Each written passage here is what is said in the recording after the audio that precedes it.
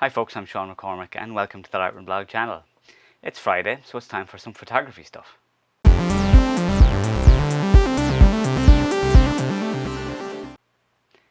I've got a few things going on this week and I've been trying to get more stuff. I've been out shooting with my DJI Spark, so some material about that'll probably come in as a bonus video. There's going to be a few bonus videos I think this week. But part of that is because I've had something arrive. Oh, it's buried behind the stuff. Obviously, you know, I've got the TT350. I have some videos on that. You need to watch them. It's a great little flash for any system. But what arrived was the X1TF, which is the trigger for them. And if I just turn this on here really quickly, A channel, B channel is full power. So let me just go down to B group, and I'm just going to bring it down the power. I'm just changing the power here, and it's really easy. So just changing the power there. That way, when it's already on slave from before. So if I start moving this button, it'll start correspondingly moving there. See if it'll focus. Okay, so that's the two of them moving there at the same time. So great little combination, and I will be testing it with the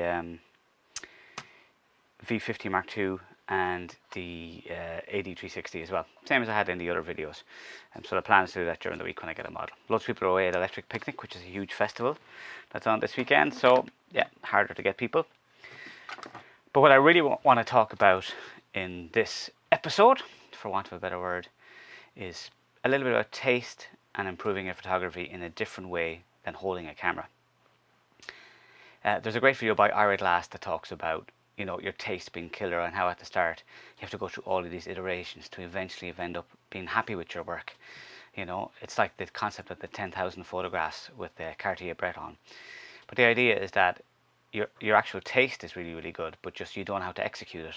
And Chase Jarvis refers to this as the creative gap. But I think the creative gap is more about just having, this is a fixed point where your taste is, right? And this is your creative gap. It's getting smaller as you get better and better. I think what really should be happening is that your creative gap, as you're getting better this way, this stuff needs to be moving as well, so that your taste is getting better and better as well. And how do you do that? How do you be a better photographer? Well, the simple answer is that you need to start looking at great photography. All right. So you need to start looking at books of photographs. Okay. So I mean, even if we just open here, like at a random page here, you know, you start looking at the works of great photographers. That is how you improve your taste, because you see what good photography should look like. Now, it's not about copying them necessarily, although copying can be a part of processing, especially with something like lighting, where you get to learn a technique through copying. But even if you think about the light I'm using here, I have a light from one side and then I've got a cross light in the back lighting me. So that is a similar kind of lighting they would use in a studio. I'm just going to bump up my exposure here slightly, because the sun was there as well. So you get stuff like this. So here's a portrait book from Brian Smith. So again, these are all fun to look at, because these are all about, not just about the lighting's pretty static throughout the book itself,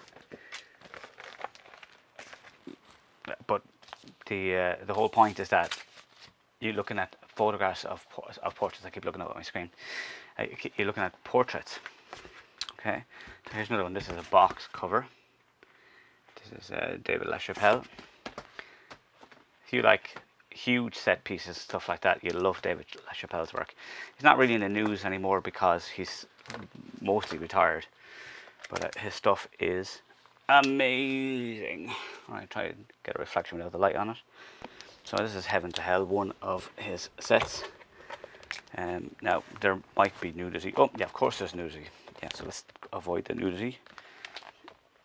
So his stuff is all huge set based stuff, and some of it is very, very funny, and some of it's very, very cheeky. So find something that doesn't have nakedness in it for you. Again, I said glossy books, so I've got to stop the reflections. But my whole point here is that, as well as buying books on how to do photography, books about composition and all of that kind of stuff, you need to go look at actual real books that have stuff in them. So like here, my whole shelf here, this is all photography books. So I pull out a random book. So Hurl's Hollywood Portraits. So the idea with this is that you can get the view of how people would have shot the typical Hollywood portrait.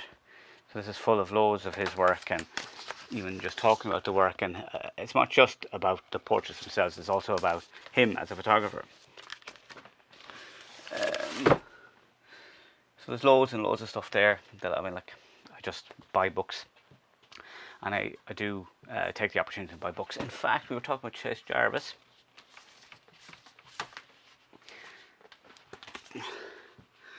That's probably a bit bright now for the light to see it. Okay, so that's his Stephen's Pass book.